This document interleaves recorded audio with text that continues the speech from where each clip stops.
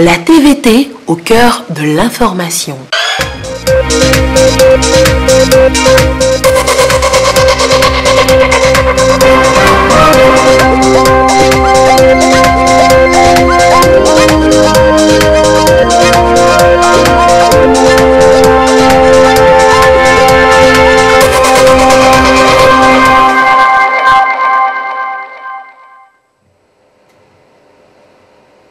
Madame, Monsieur, bonsoir. Il est l'heure du journal sur la télévision togolaise, dont voici les titres. La coopération entre Lomé et Abidjan était à l'honneur hier lors de la visite de travail et d'amitié du chef de l'État, Faure Sozimna Gnazingbe, en Côte d'Ivoire. Avec son homologue ivoirien, le chef de l'État, président en exercice de la CEDEAO, a évoqué des sujets d'intérêt commun à leurs deux pays, mais aussi aux États de la sous-région. Le gouvernement togolais multiplie ses actions pour booster l'agriculture. La nouvelle trouvaille est le projet des agropoles. Et ce mercredi, le Premier ministre Komi Selom Klassou a justement parlé avec la mission d'évaluation de la Banque africaine de développement. La bonne nouvelle est tombée ce mercredi. Le MCC, le Millennium Challenge Corporation, octroie 35 millions de dollars au Togo. Une première aide du programme Threshold pour lequel notre pays vient d'être sélectionné grâce aux avancées notables enregistrées dans plusieurs domaines. Et puis, c'est acté, le forum présidentiel de la jeunesse se tiendra du 20 au 21 avril prochain. C'est ce qu'a annoncé le comité d'organisation de ce premier grand rendez-vous d'échange entre le chef de l'État et la jeunesse togolaise. Voilà pour les titres. Une fois encore, bonsoir. Le chef de l'État, Faure Sozimna Gnazingbe, président en exercice de la CEDEAO, a effectué hier une visite de travail et d'amitié à Abidjan, en Côte d'Ivoire. Il a été accueilli à son arrivée par son homologue ivoirien Alassane Dramane Ouattara, ainsi qu'une importante communauté togolaise vivant en Côte d'Ivoire. Les deux hauts dirigeants ont ensuite échangé sur des sujets d'intérêt commun. Ils ont par la même occasion passé en revue la situation économique et sociopolitique de la sous-région ouest africaine. Le compte rendu avec Joseph Amégan.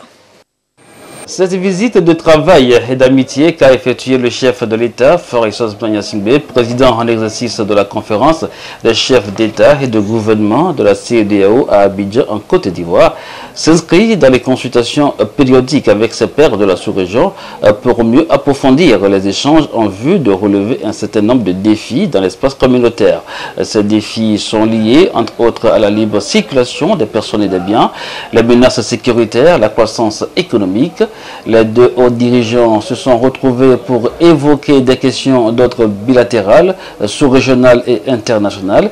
Les présidents Faure Sozimna Gnazingbe et Alassane Dramane Ouattara se sont félicités de la qualité des relations de coopération et d'amitié entre le Togo et la Côte d'Ivoire.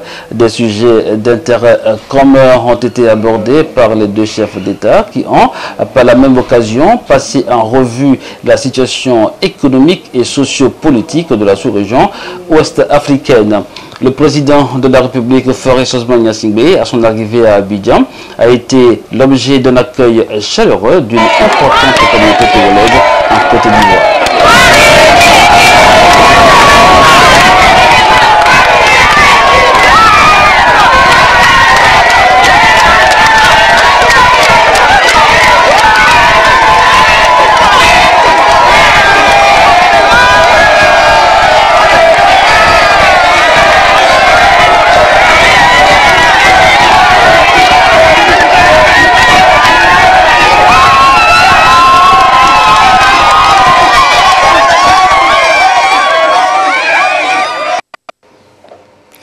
L'agriculture est l'un des secteurs sur lequel se repose le développement socio-économique du Togo.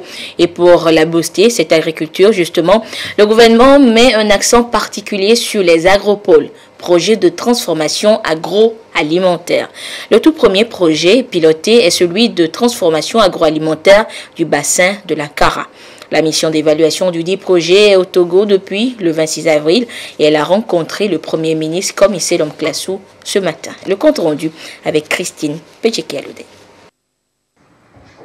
Le Premier ministre, chef du gouvernement Comissé Lonclatsou, entouré de plusieurs ministres sectoriels de son équipe gouvernementale, a tenu à la primature une séance de travail avec une mission de la Banque africaine de développement BAD, composée de représentants de la Banque ouest-africaine de développement BOAD et de la Fondation Shimul Globalization de la République de Corée. Cette équipe pluridisciplinaire séjourne au Togo depuis le 26 avril et ce jusqu'au 10 avril 2018 pour l'évaluation du programme de développement des agropoles au Togo et plus précisément du projet de la zone de transformation agroalimentaire du bassin de la Kara. À la tête d'une équipe polyvalente de 12 membres, Mamadou Kane a noté avec satisfaction les avancées du Togo dans la concrétisation de ce projet qui vise notamment la modernisation de l'agriculture togolaise. Nous sommes là dans le cadre d'une mission d'évaluation du projet de transformation agroalimentaire communément appelé Agropole, le premier que la banque se propose de financer au niveau du Togo. Il faut dire que c'est une initiative très grande, très large, qui dérive de l'engagement de la banque à faveur de nourrir l'Afrique. Comment nourrir l'Afrique? À faire en sorte qu'il y ait une transformation du système agroalimentaire en Afrique, qu'on produise ce qu'on consomme, qu'on puisse transformer nos produits, faire en sorte que la mise en marché se fasse et qu'on agrège à la fois les financements du secteur public et du secteur privé. Pour ce qui est du financement, nous avons l'engagement ferme du côté de la banque d'appuyer ce projet, mais également nous avons avec nous des partenaires tels que la Banque ouest-africaine de développement, la Fondation Semaoul coréenne, Globalization, qui s'est engagée également à financer le projet. Et la banque est en train de travailler avec d'autres partenaires pour mobiliser l'ensemble de l'enveloppe pour ce projet pilote, qui est un des 10 projets agropoles prévus pour le Togo pour transformer l'économie au niveau rural et au niveau national. Nous avons effectivement, durant cette mission, passé en revue tout ce qu'il fallait. Nous avons noté avec satisfaction beaucoup de choses faites en termes d'engagement des populations que nous avons rencontrées sur le terrain. Les populations sont tout à fait prêtes à aller de l'avant. Et nous nous félicitons aussi des engagements du gouvernement qui s'est d'ailleurs démontré à travers du décret portant création de l'agence de promotion des agropoles par son Excellence, Monsieur le Président de la République. Et nous espérons par la suite que tous les autres engagements seront tenus de part et d'autre, de manière à pouvoir aller au conseil d'administration de la banque en fin juin 2018. Mais également, il faut préciser que nos autres partenaires également se sont engagés à ce que le projet soit examiné dans leur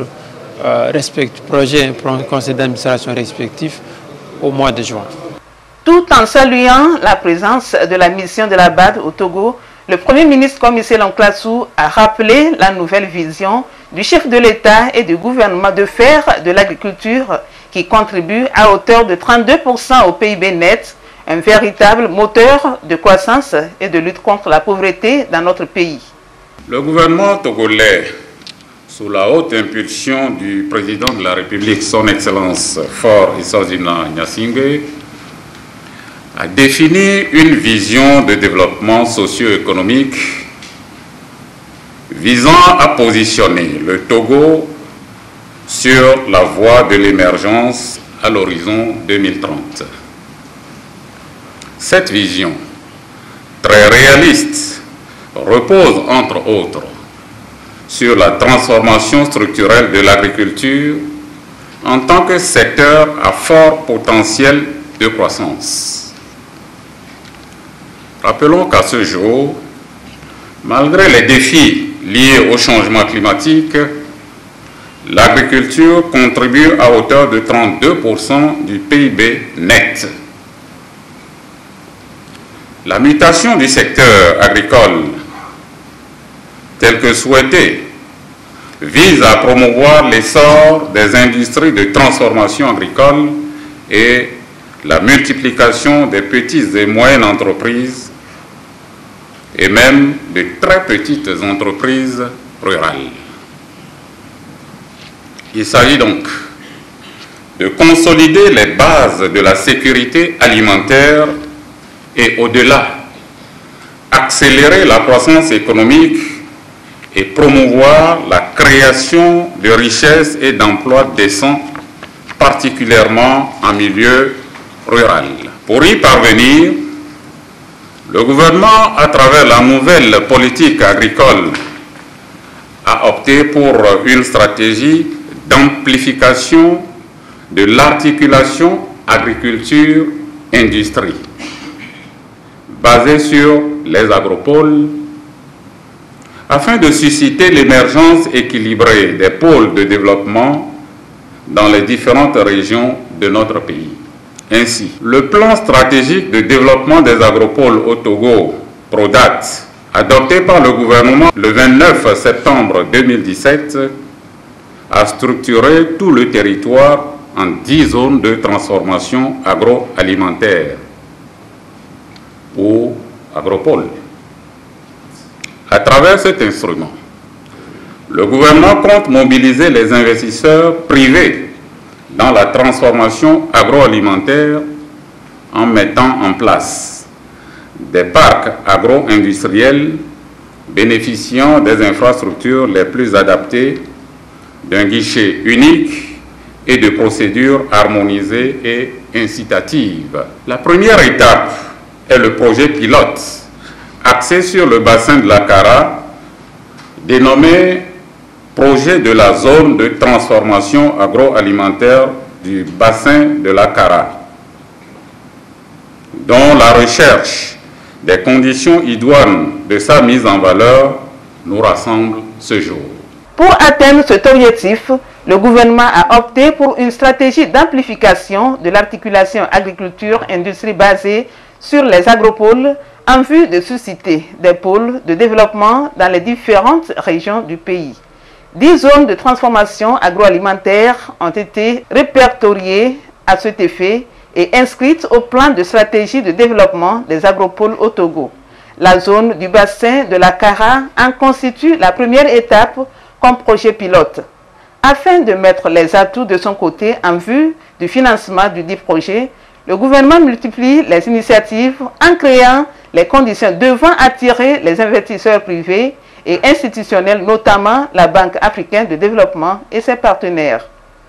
Le gouvernement, sous la houlette du président de la République, crée les conditions afin de permettre au prochain conseil d'administration de la BAD de donner un dernier avis favorable au Togo.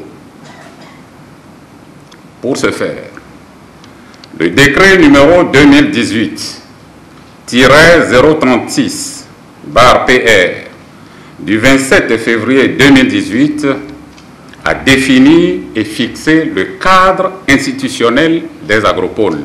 Tenant compte des dispositions de ce décret, nous nous activons à mettre en place dans les prochains jours le conseil d'administration composé à la fois des membres de l'administration et du secteur privé. La composition mixte du conseil d'administration est la preuve que le projet Agropole demeure l'expression du partenariat public-privé au Togo. L'implication du secteur privé va être déterminante non seulement au niveau de la chaîne des productions, mais surtout pour la transformation des produits agricoles et le financement des filières d'exportation. La présence de tous les ministères sectoriels représentés par les ministres ici, impliqués dans la mise en œuvre du projet, est la preuve de l'importance que notre pays accorde au projet Agropole. Je voudrais une fois encore adresser toute notre gratitude à la BAD et en premier lieu au président de la BAD pour son implication personnelle, combien fort appréciée par le chef de l'État, le gouvernement et l'ensemble des bénéficiaires de ce projet. Nous espérons que la présente mission de la BAD va permettre de lever les derniers points d'interrogation pour que nous puissions aller vers la concrétisation de ce projet qui doit permettre à notre pays de lutter efficacement contre la pauvreté. Le projet pilote de la zone de transformation du bassin de la Kara a pour objectif d'opérationnaliser la stratégie de transformation structurelle de l'agriculture de la région en vue d'une croissance inclusive visant la réduction de la pauvreté. Son financement est évalué à 104 milliards de francs CFA, dont près de 6 milliards mobilisés par le gouvernement. La Banque africaine de développement, la Banque ouest africaine de développement et la Fondation Chimoul Globalization de la République de Corée accompagnent le Togo dans la mobilisation du financement et du bouclage du plan de financement. La rigueur, la détermination, le programme de réforme économique et financière mis en œuvre par le gouvernement togolais sous l'impulsion du chef de l'État a porté ses fruits. Le Millennium Challenge Corporation, MCC, octroie une première aide de 35 millions de dollars au Togo dans le cadre du programme Threshold. Un excellent point marqué par notre pays, rendu public ce jour par l'ambassade des États-Unis et le comité du MCC. Le compte rendu avec Augustin Kossi.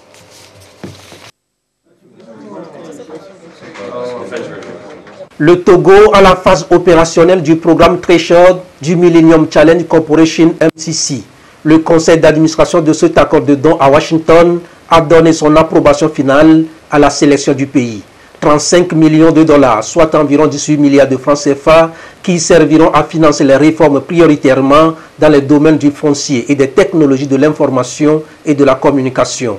Pour l'ambassadeur des États-Unis au Togo, c'est un appui à la lutte contre la pauvreté qui permet aux États-Unis d'accompagner les populations les plus vulnérables en leur offrant les moyens de leur autonomisation. Programme de seuil, 35 millions de dollars, qui va entrer en vigueur plus tard cette année, aidera à réaliser les ambitions du Togo en matière de réforme dans les domaines critiques des technologies, de l'information et de la communication, l'éthique et du régime foncier. Le MCC a choisi ces domaines d'intervention après des consultations approfondies et une analyse avec un large éventail de parties prenantes de tous les segments de la société togolaise. Je félicite le Togo pour sa sélection et je félicite la cellule MCC pour son travail acharné au cours des 2 dernières années pour définir les conditions de l'approbation finale du programme. Dans le secteur d'éthique, le programme vise à améliorer l'accès des citoyens à des services TIC de haute qualité et abordables en encourageant les investissements du secteur privé, développant un régime réglementaire indépendant. En ce qui concerne le régime foncier, le programme cherchera à élargir l'accès aux terres formalisées par la reconnaissance et la protection des droits fonciers légitimes dans 5 zones pilotes du pays. Cette sélection du Togo au programme Threshold est l'aboutissement d'un long processus selon la cellule MCC Togo. Pour elle, cet accord de don reste un outil indispensable pour lever les contraintes à la croissance dans les 2 secteurs retenus. Et les responsables mesurent les avantages qui vont être induits. Cet accord de don est substantiel et important pour le Togo, eu égard au secteur dans lesquels les ressources seront utilisées, le TIC et le foncier, qui sont des vecteurs importants de croissance. Enfin, les populations togolaises pourront récolter les fruits d'un partenariat fructueux. Nous pensons qu'effectivement, dans quelques années, on aura un meilleur accès aux services du TIC et que les populations les plus démunies, qui n'ont pas aujourd'hui l'accès aux services d'éthique, seront mieux servis à travers ce programme. Nous disons oui, le Togo travaillera aussi davantage à améliorer la qualité de la réglementation à travers un service de régulation plus autonome. Le secteur sera davantage, il est aussi, je dis, il est déjà, mais il sera davantage ouvert à la concurrence. Et le foncier en tant que contrainte dans le secteur agricole fera l'objet de réformes et d'actions qui contribueront donc à améliorer la productivité agricole dès lors qu'on sait que la majeure partie de nos concitoyens est employée dans le secteur agricole. Le programme du seuil MCC n'est pas un appui budgétaire, selon les États-Unis, mais une assistance technique pour améliorer l'accès des citoyens à la télécommunication et au foncier. Pour le Togo, c'est un nouveau départ, un nouveau défi, puisque le programme MCC intègre 3 secteurs clés, la bonne gouvernance, les libertés économiques et l'investissement dans le capital humain avec 20 indicateurs. Le pays a déjà 12 de ces indicateurs au vert et compte accélérer les réformes pour atteindre le programme compact de MCC. Et une autre nouvelle qui confirme également l'engagement et la volonté manifeste des plus hautes autorités togolaises de définitivement hisser le Togo sur la voie de son émergence. Eh bien, le pays s'offre la 2e place au classement en Afrique subsaharienne, derrière l'Afrique du Sud. Selon la Conférence des Nations Unies pour le commerce et le développement, notre pays, le Togo, est le 2e pays le plus intégré dans le commerce maritime international en Afrique subsaharienne. Sur le plan continental, l'économie togolaise arrive en 4e position en termes de connectivité maritime. Une autre bonne nouvelle pour le Togo sur laquelle nous reviendrons dans nos prochaines éditions. Je vous le disais en titre, c'est officiel, le forum présidentiel de la jeunesse se tiendra du 20 au 21 avril prochain. C'est l'information donnée cet après-midi au cours d'une conférence animée par le comité d'organisation de cet important rendez-vous des jeunes avec le chef de l'État. Occasion pour les responsables du comité de faire le point des forats régionaux tenus du 9 au 22 mars dernier à travers le territoire national. Le point avec Pierre Susupo. C'est officiel. Le forum présidentiel de la jeunesse se tiendra du 20 au 21 avril prochain à Lomé. À la presse, l'information est partagée. Le comité préparatoire a passé au crible le rapport des forats qui se sont déroulés dans toutes les régions du Togo. La tournée régionale a permis aux jeunes de formuler des recommandations à l'adresse du comité préparatoire. Pour ce dernier, tout va bon train pour une rencontre réussie. Je peux vous assurer que nous sommes en position très avancée et que nous analysons finement les résultats que nous avons obtenus dans le cadre des forats. Et ces résultats m'amènent à vous dire que nous ne faisons rien de précipité, rien du déjà vu, rien de réchauffé, et que nous nous donnons d'ailleurs les marges suffisantes pour réussir le pari lié à notre jeunesse. Le forum présidentiel de la jeunesse veut un cadre de dialogue qui fait du jeune, de la jeune, un coproducteur ou une coproductrice des transformations politiques et socio-économiques attendues. Vous l'aurez compris, il nous faut désormais sortir des raccourcis. Il nous faut désormais sortir des débats sans fin et permettre véritablement à notre jeunesse d'être au cœur de nos préoccupations. À cette phase préparatoire, les jeunes ont su diagnostiquer leurs préoccupations, besoins et défis propres à leur communauté. Les 3 grands sujets du forum ont été portés à leur connaissance. Entrepreneuriat et emploi des jeunes, jeunesse, citoyenneté et éthique de la responsabilité ou encore jeunesse, environnement et développement durable. Le forum présidentiel de la jeunesse se veut révolutionnaire à travers les solutions qui seront proposées, qui certes prennent le relais de ce qui existe, mais devant véritablement se distinguer par des nouveautés au service de la République. À ce forum sont attendus plus de 3000 participants. Des jeunes ayant l'âge compris entre 18 et 35 ans seront les plus privilégiés. Ils devront cependant être engagés dans les actions du développement de leur communauté et faire notamment preuve d'aptitude entrepreneuriale et de leadership dans le domaine économique, social, technologique ou culturel. La création architecturale est un acte d'utilité publique. C'est le thème de la 3e édition de la Semaine de l'architecte, ouverte ce matin à Lomé. Une occasion de rappeler le rôle de ces hommes et femmes dans le remodélage des grandes villes et leur adaptation aux évolutions de la société. Kwasi Glé, Ferdinand Dias. Semaine au cours de laquelle urbanistes et architectes vont mieux se faire connaître du grand public et échanger sur les défis à relever pour mieux valoriser leur métier. Pour cette 3e édition, l'accent est mis sur la création architecturale comme acte d'utilité publique. L'activité phare, ce sera les consultations gratuites organisées. Tous les citoyens ou toutes les citoyennes qui désirent construire ou entreprendre un projet de construction peuvent venir se renseigner, demander conseil gratuitement et les architectes seront à leur disposition pour le faire. Nous avons également une table ronde avec les partenaires habituels des architectes ainsi que les personnes responsables des marchés publics dans les différents départements ministériels. Et donc une table ronde permettra à tout ce corpus-là d'échanger pour connaître les difficultés des uns des autres et contribuer ensemble à l'amélioration des dispositifs réglementaires qui régissent ces pratiques. Et nous avons également une conférence internationale sur la ville intelligente. Vous savez, il y a des enjeux nouveaux aujourd'hui, les questions de bouleversement climatique.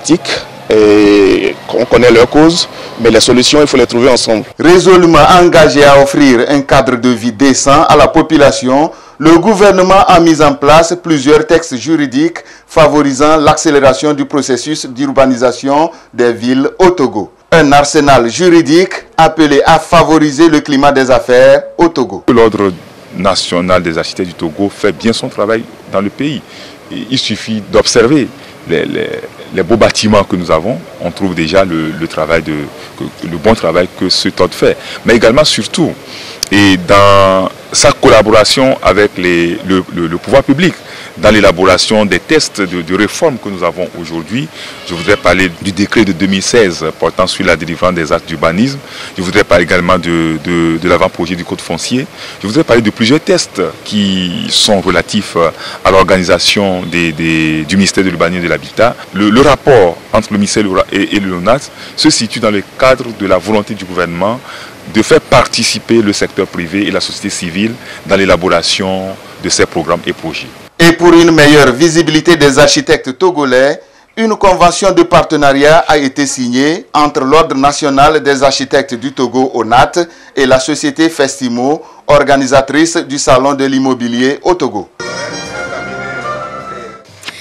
Et dans le cadre de l'exécution du projet Droit foncier des femmes pour un développement inclusif et la croissance en Afrique, le WILDAF Afrique de l'Ouest organise pour 3 jours la formation des formateurs sur le leadership transformationnel. Ceci pour aboutir à l'accès facile des femmes à la terre qui transite par un équilibre entre les droits de tous. Tabitha Kakbo, Clarisse Atikle.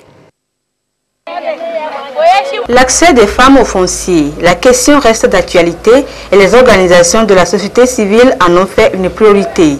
Femmes, droits et développement en Afrique et WILDAF Afrique de l'Ouest, conformément à la charte des revendications des femmes rurales adoptée à Arusha en 2016, veut renforcer les compétences des ONG œuvrant dans le domaine des droits des femmes ou du foncier en technique de plaidoyer. Le plaidoyer suppose que vous ayez des arguments concrets, que vous puissiez par exemple relever des cas de déni d'accès à la terre pour étayer ce que vous demandez comme changement, et cela requiert vraiment une certaine technicité. Le projet vise à rétablir en quelque sorte un équilibre entre les hommes et les femmes en matière d'accès et de contrôle sur la terre. C'est une rencontre sous-régionale de formation en leadership transformationnel et plaidoyer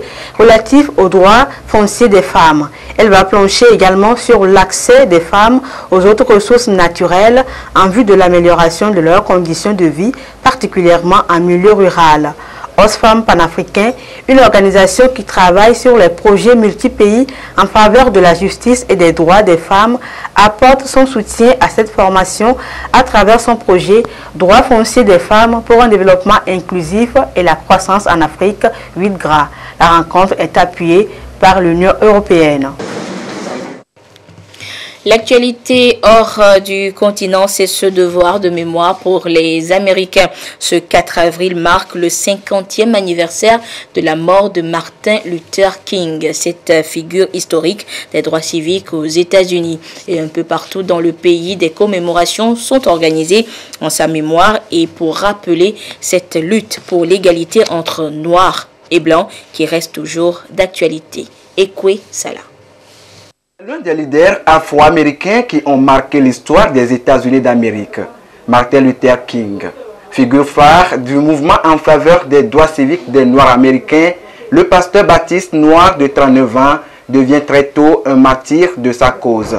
Assassiné il y a exactement 50 ans, Martin Luther King reste une icône consensuelle dont se souviennent encore les peuples.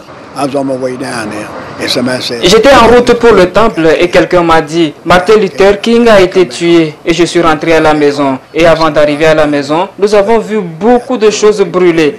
Des gens jetant des choses sur des voitures, des stations-service, des choses comme ça. Donc je suis rentré. C'était un homme qui marchait, c'était un homme non violent. C'est ce dont je me rappelle aujourd'hui. Il disait toujours « Venez à la prochaine marche » et il a dit « Une marche non violente ». Il croyait en la non-violence et c'est ce en quoi je crois, la non-violence. Un demi-siècle après sa mort, la lutte menée pour la liberté, la justice, la fraternité ne s'est réalisée qu'en partie aux États-Unis. Les indicateurs socio-économiques montrent aujourd'hui que l'inégalité entre blancs et noirs est loin d'être atteinte dans plusieurs domaines. On se souvient encore de la célèbre formule de King, « I have a dream », une phrase qui a incarné la fin de la ségrégation. Cependant, les Américains sont-ils capables aujourd'hui de faire reculer les inégalités sociales? Si la réponse est non, les 50 années à venir doivent surtout permettre de continuer à insuffler l'espoir que le changement peut s'opérer un jour. L'actualité en page nationale, c'est également la suite de l'installation des structures, bureaux et comités locaux du parti UNIR, Union pour la République, et ceux de Akpadja, précisément de Agotime Sud, viennent d'être installés. Et les représentants locaux vont désormais défendre les idéaux du parti. Le compte rendu avec Esther Laclé. L'installation des structures de base du parti UNIR à Agotime Sud dans le canton d'Adjapa amorce une nouvelle ère pour le parti. 9 militants vont désormais représenter le parti dans cette localité. Par rapport au processus qui est en cours pour l'installation des comités locaux, ce jour nous sommes venus installer les comités villageois de Agotime Sud. Leur mission sera d'œuvrer pour le développement de la localité en mettant en avant les idéaux du parti UNIR. Agotime Sud est un très grand canton. Il y a plus de 65 villages. Notre politique, c'est de mailler tout le pays.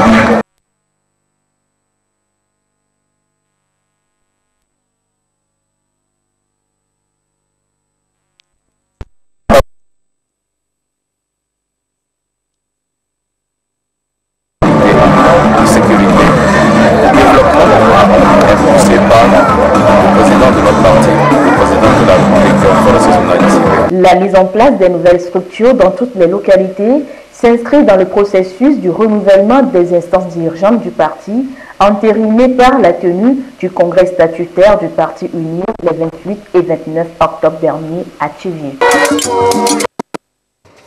Et les femmes du parti UNIR de la préfecture de Tchaoudjon ont de leur côté célébré la journée de la femme avec pour thème Femmes UNIR, engage-toi dans le processus de décentralisation de ton milieu. Et plusieurs activités ont marqué cette célébration. Le point avec la marque Bojona depuis Sokodé.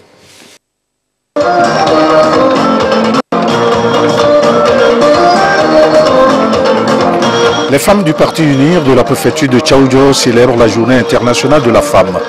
Avec cette célébration, c'est pour attirer l'attention des femmes du parti sur leur rôle dans le processus de décentralisation. D'où le thème « Femmes unir, engage-toi dans le processus de décentralisation de ton milieu ». Le président de la République, le président de notre parti, son Excellence Fort-Ressources Nanyasingbe, nous a instruit d'aller vers les femmes pour leur parler et susciter beaucoup de candidatures féminines lors des échéances prochaines. Et c'est ce qui nous a poussé à choisir ce thème au sein du mouvement. Et ce thème que nous avons développé, c'est pour attirer l'attention des femmes de Tchaoudjo sur la pertinence de la chose. Nous devons leur apporter l'information nécessaire. L'information qui va leur permettre de se décider, de se mobiliser et de se présenter aux prochaines élections comme le souhaite le président de notre parti. Et nous sommes vraiment très heureuses parce que les femmes ont pris une part active à cette célébration. La célébration a été marquée par des sketchs et des danses traditionnelles.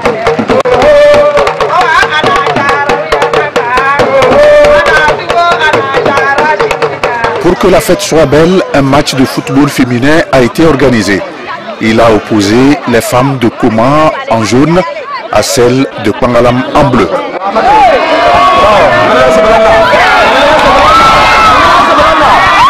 Score final 1-0 en faveur des femmes de Koma.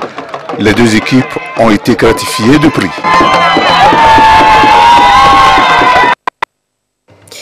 Et voilà, c'est sur cette belle prouesse des femmes que se referme cette édition. Merci de votre fidélité à la télévision togolaise. Merci à tous ceux qui nous ont suivis du côté de Tchaoudjo et de Agoti Sud. Excellente suite de nos programmes. Au revoir.